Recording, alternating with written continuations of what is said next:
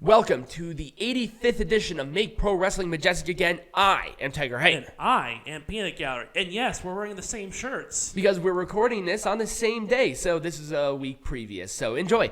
Let's talk. We talked about the best of last week, but let's talk about the worst of this year, because there were a lot of stinkers. Oh, yeah. So let's first talk about AEW. And their troubles that they've had in the past couple of this past year, I guess. As we had discussed last week, the honeymoon phase is over. And we cannot talk about AEW without talking about the most pressing thing that happened, which was obviously the media scrum. Yes, with CM Punk basically calling out all of management, and I have to agree with him, because not only did he say this, but William Regal also said this. So, yeah, and I think it highlights something really important about what AEW is going through right now. They're having this really bad reputation come out especially after this scrum. And we have to discuss how is AEW going to recover from this. Oh, this was the worst moment of the year, by the way. Obviously, they have not recovered from this debacle, essentially. And we just have to kind of see how they resolve this and how they repair the damage that has been done to especially inner management's reputation. Yep. And because everybody looks at them like a bunch of immature kids. Yeah. Two veterans of the business have said this same exact thing. I think CM Punk was a little more harsh and upfront with it, but that's CM Punk. Yeah, and then continuing on with the less prospect of this year which is CM Punk. Moving on with CM Punk too, he has had his ranking among AEW champions has been mediocre. He's only held the title for a couple of days through 2 reigns. Right. Because he got hurt the first time, and then the second time he had the media scrum issue, and then he was stripped of the champion. Yeah, and then he was suspended and stripped of the title. And now they're discussing whether or not to buy out the rest of his contract. And that's something that has been on the table now for a while. Right. Is that they are thinking about just letting him go and buying out the remainder of his contract. Right. Yes, go on. Okay, well, I don't know how to say it without saying well, you wanted to cluster these, but it's like these are kind of everywhere. So I guess we can go back to WWE and their issues. Yeah, so let's talk about WWE's issues with some of these new stars. Triple H has come out on record saying that WWE has had the impact that these new stars have not been the expectation that he has formed within his mind about how some of these stars are going to perform. Obviously, we have Braun Strowman, who's not really doing much improvement. We have issues with the whole thing between The Miz and Dexter Lumis's little scuffle there. Not very popular among the fans. It's one of the weaker kind of rivalries, I think, in my view as well. Just in general, just having it be mediocre at best. Right. It went everywhere, from Dexter Lumis attacking The Miz for no reason, which was interesting, to this was The Miz's idea about that, and then now Johnny Gargano is involved with it, and once again, a return person who people were really stoked on, kind of in this position. And it's like, why isn't he at least going for the United States champion or the Intercontinental belt? I think you should stay on Raw, but why isn't he within that picture, given his reputation and his body of work? Yeah, and here's the thing too, is I get it. I understand that there are dominant champions at the top of the men's and the tag team. Obviously, those champions are essentially being held hostage in some aspect by the bloodline. Which creates another issue with just trying to figure out what kind of prize to go for. Right. If you know what I mean. And so moving on from that, let's talk about... So we are going to go to the rookie part of it because repackaging has also been a bit of an issue. Yes. So, if you don't know who this is Reggie. Scripps is Reggie, yes. and we said that he was the worst rookie of the year because he's better, but I think that Reggie in general has reputational issues. Yep. I also think that when it comes to repackaging, sometimes it's a hit and sometimes it's a miss. I think that WWE is largely moving away from repackaging, as we can see from, obviously Braun Strowman and Johnny Gargano and even Cody Rhodes. They did not do anything to repackage him. Repackaging people comes with a lot of mixed results. Right. And Reggie was never really...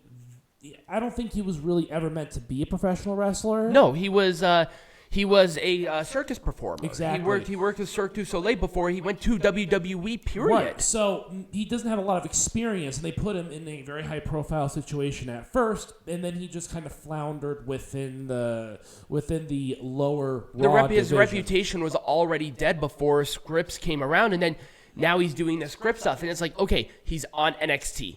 It's an improvement. He is in ring. He's doing slightly better, but once again, it's like, wow, this piece of poop smells better than that one. Right. It's kind of that whole, again, we have to go back to reputation and how he is perceived by the fans. Right. Moving on to the next problem that I saw is that I think that WWE is suffering from a general lack of manager mouthpieces. Yep. I think, and people who desperately need it. It's like there are some people who need it but don't have it, but then there are people who have it but don't need it. Right. With Brock Lesnar, obviously, he's never been a great talker. Bobby Lashley, he's never been a great talker, although those two have improved. Right. What hasn't improved is... MVP is with Omos, right. And that one's totally fine. Right. But we have to talk about Ronda Rousey's and Shayna Baszler's mic skills. Right. They are not stellar. No, they are absolute garbage. I mean, I think they are better than most of the people on AEW personally, but that's just me. Right. Well, except for maybe MJF. But I think this really does showcase on what is really going on with these two. Mm-hmm. It's like Shayna Baszler is pretty much the biggest contender against Rousey. She has the most credibility to actually beat Rousey for this title right now, other than maybe Charlotte. Right. But she's not there. Nobody else can face Ronda Rousey and me take it seriously. And their promos have been pretty shit, especially out ringside. Yeah. It's like they feel like they're trying to do something that they're not, they're not comfortable with. And it's like, no, I'm sure they're having fun with it, but at the same time, you gotta say, okay, we need to kibosh on that and say, manager, somebody. Right. Someone has to manage them. And otherwise, they're just going to continue to flounder and make themselves look like fools on national television. Right. And speaking of fools that look on national television, one thing that has been extremely hurting is the worst show of the year, and that is Rampage. Yes. Rampage has just consistently been a flop. I think you pointed it out during last week's show of AEW has not had a great year this year. No, they have not, in general, had a great year. And I think what's been going on with Rampage is a perfect example on what's going on. Mm-hmm. All consistently 300,000 viewers. Mm-hmm. And this is a show, well, not Rampage, but Dynamite. That was a show that was beating pretty much the best version of NXT. Right. And now, not just Rampage, but Dynamite, they're doing very similar numbers. Right. And it's like, if they're continuing... Their numbers are poor. They have very poor numbers. And it's going to continue to do that unless they do something different. Why? Because it's just the same. Right. And with Rampage, there's nothing that feels different between Rampage and Dynamite. Nothing. There's nothing to set them apart. Right. Even AEW Dark and Dark Elevation, although they're pretty much just the same show, they at least have a different look and feel to them because that's where they showcase rookies. Right.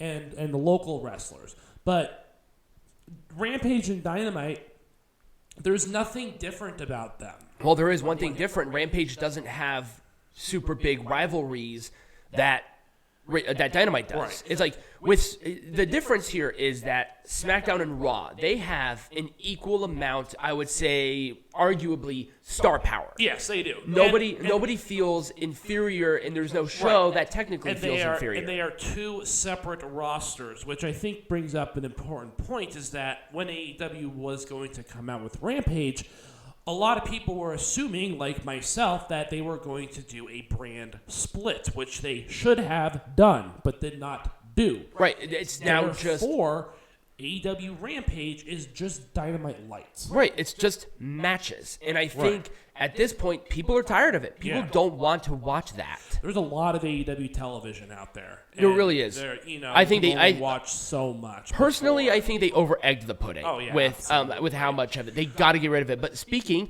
of a thing that totally flopped is just the abysmal failure, worst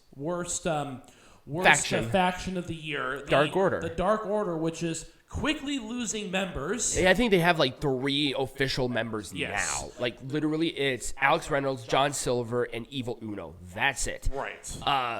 Stu Grayson left. I'm not sure if he's back. We had Preston Vance, who was the most recent guy who left, and now is doing a lot better with LFI. Yeah. And then we have Alan Angels, who's now on Impact. Yeah. And this was one of the original factions in AEW. Right. These people were here from the get-go. Right. And they had, arguably they had suffered quite a bit. I don't think it's necessarily their fault, though. I think the biggest loss was, John Huber, Brody Lee. However you want to call him. I think Brody. I think they should have disbanded the Dark Order as soon as Brody Lee died. Yeah. I just because when anybody thinks of Dark Order now, they think of Mr. Brody Lee, and that was a legitimate death. And that was in 2019, and then the pandemic, of course, didn't help, and then all of these new signings didn't help. AEW has just ignored the Dark Order as a faction. Right. And I don't think that that's their fault, but this is what happens when you overbloat your roster. You get this, where people get lost in the shuffle. Right. You want the newest toy, and this doesn't end up well. Look at what happened with Adam Cole, Kyle O'Reilly, and Bobby Fish. Right. The new toy, and now they're gone. Yeah, pretty much. I mean, Bobby Fish is doing his own thing now. And, he's doing boxing. And, Adam Cole and Kyle O'Reilly, they're just doing something else. Well, I think Adam Cole is still not able to compete because he had a very severe concussion. Yes. And then I can't remember what happened with Kyle. I think he's injured too. But it's like, what happened there? They just were like, oh, WWE released them. We're going to sign them. Right. That's not how you do this, because then you have originals here that are floundering, that are just not on television. They're not on television, and if they are, they lose, or a bunch of losers, and it's like, okay, it's done, it's over with. Speaking of losers, let's talk about Hit Row, the worst tag team of the year. Let's talk about Flop Dollar. Just embarrassing. These people are getting pushed, but they're not good. They're not good, I believe, without Shane Strickland. Yeah. I think what they need. I think you mean Shane Strickland. I didn't know him by Swerve. So Swerve really made this group something different. And I think Top Dollar, especially, I think he is the poison of this group. Yeah. I think Adonis and Fab would be so much better off without Top Dollar. Yeah. He has a bad attitude off screen. He thinks he's all that. His promo skills suck. He does not add value anymore, and I think the flop is not just a physical representation of how good he is, but I think it really is ironic showcase of how Hit Row has been. Yeah, it's a flop. Nobody is worse. Right. The Viking Raiders at least look powerful, and they've won matches, and they look good, even with Valhalla there. I think Legado del Fantasma is getting the short end of the stick because Triple H has a weird boner for Hit Row. Yeah. And again, we talked about this earlier, where a lot of these stars that Triple H rehired are not doing as well as he had expected. Yep. And I think that this just goes to show how how bad how bad it's become. Ooh, we're running a little over. So we're going to do a quick break. When we come back, we're going to finish off the worst of. All right, and we are back. And if you are only listening to the podcast, not watching it, you are definitely missing out on, I would say, the biggest disaster this year. Just the attempted push of Austin Theory, culminating in his win of Money in the Bank. a match that he was not originally scheduled to be in. But again, this is Vince McMahon era WWE. Now, this was the worst pay-per-view or premium live event, and that was that Money in the Bank. It wasn't just because of the Austin Theory death.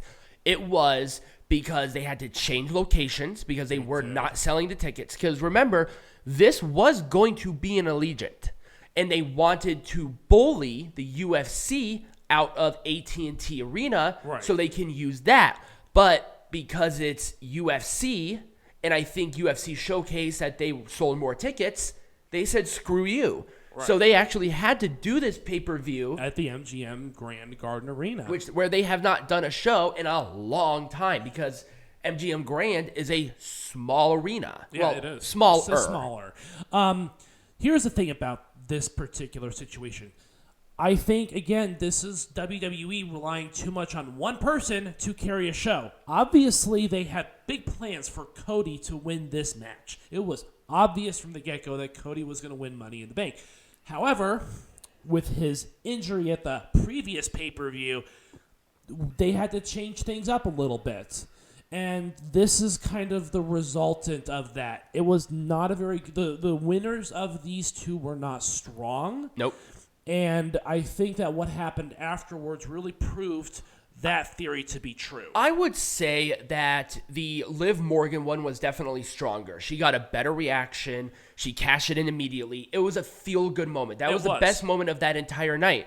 But, you know, we're talking about WWE and this flop, but this, once again, is a great physical representation on the worst promotion of the year, and that was the first part of WWE. Yeah. It was just death. You could barely watch it. It was unwatchable, essentially. It was sporadic. It did not make any sense. Nobody knew what anybody was doing. Right. Almost half of the time. And I hate saying this, but Austin Theory kind of got hurt from that. Or at that time, Theory. And I think he'll bounce back. I'm not worried about him. He's in the process of bouncing back. But this is going to be the WWE if Vince McMahon manages to weasel his way back into a company that he founded. Right. I hope they don't. I hope they say, no, I don't care if you are the majority owner. You just don't get to be creative again. Right. We're seeing better numbers now. And I think if enough people make a huff and a puff, especially on the corporate side of it, it won't happen. Right. But they need to understand that this is what people want to watch. Look at the numbers. Look at the difference. Look at the satisfaction level behind the scenes, in front of the camera. It's night and day difference. Oh, absolutely it is. And we saw those stories. Night and day difference. Yep. And if Mr. McMahon comes back, we're going to get status quo. I guarantee it. Oh, absolutely. He did make some improvements. Obviously, with Cody coming back, it was a very good improvement. WrestleMania was a good pay-per-view, but I think that, again, Vince McMahon is... the way that he runs things ain't flying no more. Right. Yeah, and I think, once again, let's talk about his final match, Mr. McMahon versus Pat McAfee at WrestleMania. Which was the worst match of the year. The worst match of the year. It was so unnecessary this. And again, this is... you essentially have a 76-year-old man, you have a retired football player, and then you have Theory being involved as well. Well, remember, Pat McAfee faced Theory before this, and Pat McAfee beat him. Yep. So then Mr. McMahon did his thing where he's like, oh, let's have a match now, and wanted to do a match with McAfee. Why? Right. Once again, this is a good representation of McMahon WWE. Sporadic. Yep. Sporadic, nonsensical, and what's going to happen with it, it will do the exact same thing. And obviously culminated in the worst stunner in the history of the world. Right. The one that I understand why they did that. It Steve Austin, Texas. You're gonna get a crowd reaction from it. It just was not a good match. Right. And, you know, we talk about Mr. McMahon as a booker, and despite us just raking McMahon over the coals, he was not the worst booker of the year. No, he was not. And that honor goes to Mr. William Patrick Corgan. The only NWA on this list goes to the worst booker of the year. And there are a couple of glaring issues with NWA. Obviously, he has issues with some of his producers, like Nick Aldis, who had an issue with him. And I think this stems a lot from his desire.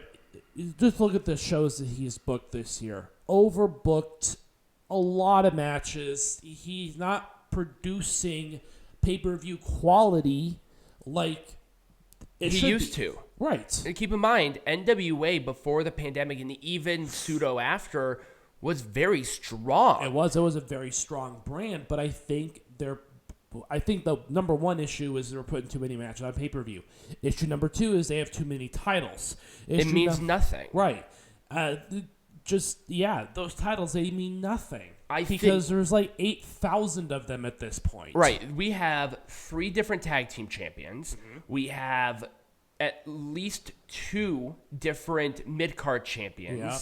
2? Yeah. You got a lightweight champion. So 3. So 3. You have the light heavyweight, you have the national, and you have the world television. You have the world champion and then the women's world champion. That is a lot of champions for, I would say, a super indie. It's a super indie. It is. I think Billy Corgan is, especially this year, and because I agreed with you, is that this show just relied, I think this year especially, relied way too heavily on nostalgia. Yeah, it did. And another issue that I want to bring up, too, is that the show itself is over-reliant on a few superstars at this point who don't have the same star power that he had when the show itself started. Right. So, you can probably count on one hand the number of main event level talent that have some level of notoriety. And that's Aldis, but he's gone now. Tyrus. He's your champion now, so it's fine. Murdoch. Cardona is not even signed to the company, yet he carried that brand for half the year. Mm-hmm. But he got hurt. But there was no contingency plan on what they were going to do because Cardona got hurt before his own event. It was always ready. Yeah. Which was, again, another gimmicky thing that you shouldn't rely too heavily on a single superstar to promote a show around. Mm-hmm. You need to build talent, even homegrown talent, or be attractive enough for people who are in the indies to say, hey, I want to sign more fully to NWA. He's just not doing that. Right. And I don't know if it's a budgetary issue or if it is a lack of care or what that thing is, but it's just not the same NWA, which is why I gave it the worst booker of the year. I think it'll come back. I think it will. But Billy really needs to kind of take a look and say, hey, this ain't working. Right. You're on the news for all the wrong reasons. Right. All right, so we're going to go to our final 2, which is the worst women's wrestler and the worst male wrestler. Yep. Let's do the women. This one, you go ahead. Okay, so there are 2 contenders for this one. Dr. Britt Baker, DMD, and Ty Mello. And we can obviously see why Ty has been such a problem. Her entire gimmick is based around her and Sammy Guevara just being obsessed with each other. And the controversy around the relationship. Yep. And she's just not all that good in the ring. She had such a great year, and then it just stopped. And she continues to injure people. Right. And I think the issue is how her character has evolved. Her character has evolved in all the wrong reasons. Yep. For all the wrong reasons. And while, yes, she has been winning championships with it, and yes, it makes for a great heel, it just kind of gets annoying after a while. They have the wrong kind of heat. They do. I mean, they have the go-away heat. Yep. Which is the kind of heat you don't want. And I actually even looked at numbers. The matches that they're involved in, it just dips. And it's like, nobody wants to see these two. There's no way that you can redeem Sammy Guevara and Ty Conti. No. And then with Britt Baker, she has had some good matches in the past, but she's not improving. She is egotistical. Yes. And I think her attitude has gotten worse within the industry. Yeah. And again, AEW has always had a problem with women's wrestling. And it's no longer just the lack of star power, because obviously they have way more star power than they did last year, with all the signings that they've done and all the new stars. But it has to be all about Baker. But now it's the attitude around the wrestlers that are participating. They've had a ton of issues with the women's division. Yeah. I mean, look at Thunder Rosa's issues. Look at, Toni Storm not liking the fact that she was an interim champion for a long time. You look at people like Willow Nightingale, who are given way too much TV time that is not consumable with the level of wrestlability. So there's just a lot going on in AEW that's not working. And Baker is, I think, just a glaring example. She is a bully. Mm-hmm. She continues to be on top for no apparent reason. Mm-hmm. She overshadows their world champion almost consistently. And where are you going from this? Right. What are you doing here? Right. And there's just no reason for it. And that's why just the two of them, they're just two parts of insufferable for two totally different reasons. Right. And I think, is there any way to save Sammy Guevara and Ty Conti? You gotta separate them. Yeah, and that's the only thing that I can see happening is they gotta forge their own identities. Unfortunately, it's just not working. Yep, and if they continue it, they're always going to be attached, exactly. and both of their careers are going to be screwed. Yeah. Because nobody would want to book them. Right. WWE doesn't want to touch Rapey Boy. Nobody wants to touch Ty Conti because, once again, she injures people.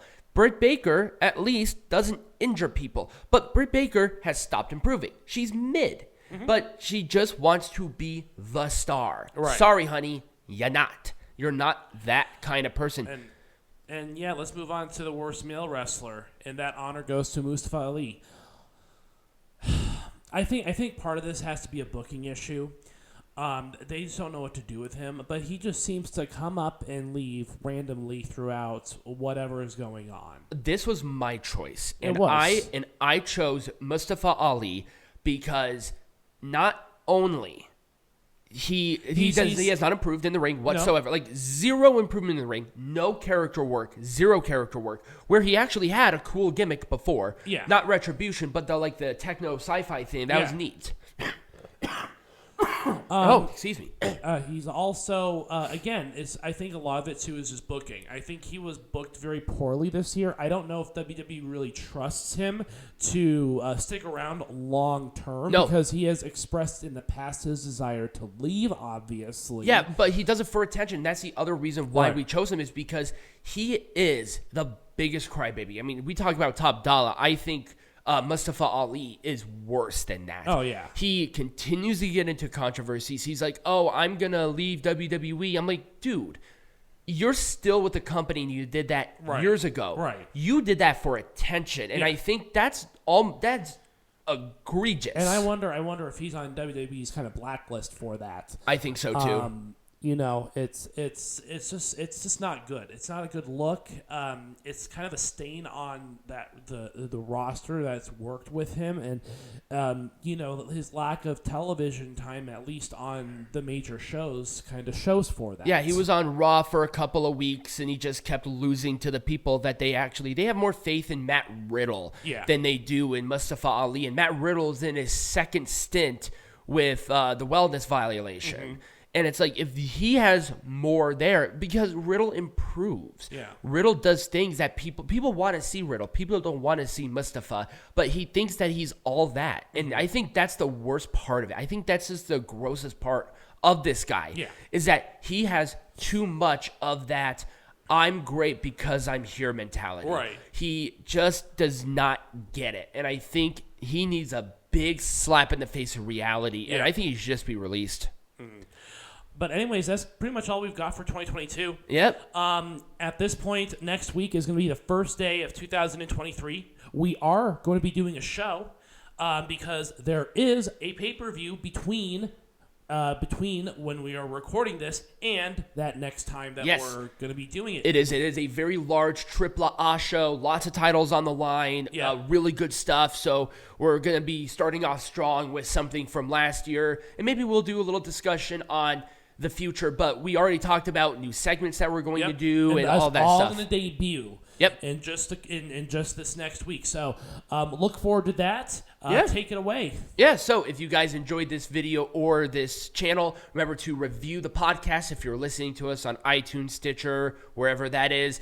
Leave a comment down below. Like the video if you're watching us on YouTube. Become a patron at patreon.com/MPWMA. There's a link down below. You get a lot of great stuff with that, including the possibility of watch parties in the future and also the merchandise here. But you can also get that too. But as always, be majestic.